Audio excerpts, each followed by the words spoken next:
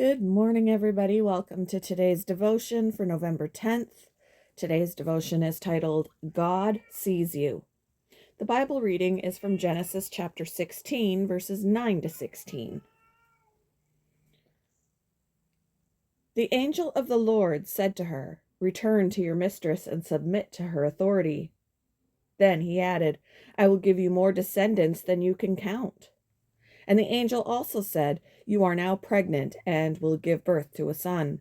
You are to name him Ishmael, which means God hears. For the Lord has heard your cry of distress. This son of yours will be a wild man, as untamed as a wild donkey. He will raise his fist against everyone, and everyone will be against him. Yes, he will live in open hostility against all his relatives."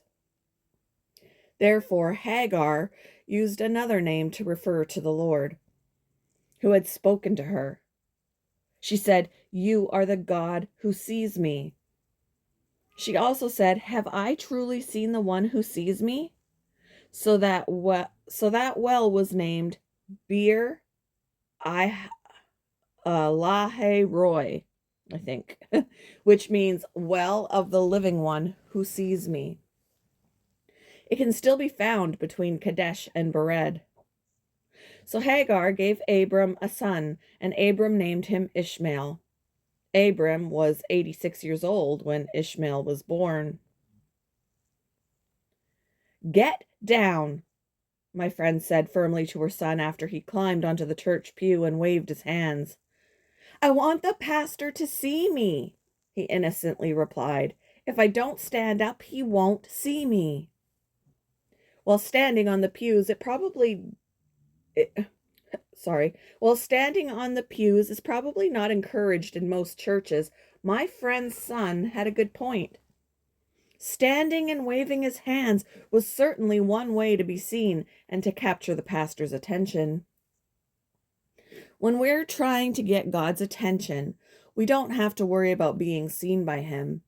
God sees each of us all the time. He's the same one who revealed himself to Hagar when she was probably at the lowest, loneliest, and most frustrating time in her life. She'd been used as a pawn and given to Abram by his wife Sarai, to produce a son. And when she did get pregnant, Abram allowed his wife to mistreat Hagar. Sarai mistreated Hagar, so she fled from her. The runaway slave found herself alone, pregnant, and miserable. Yet, in the midst of her desperation in the wilderness, God compassionately sent an angel to speak to her. The angel told her that God had heard of her misery. She responded by saying, "You are the God who sees me." What a realization, especially in the midst of the wilderness.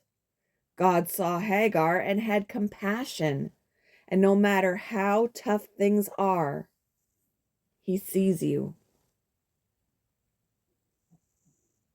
What wilderness situations are you facing?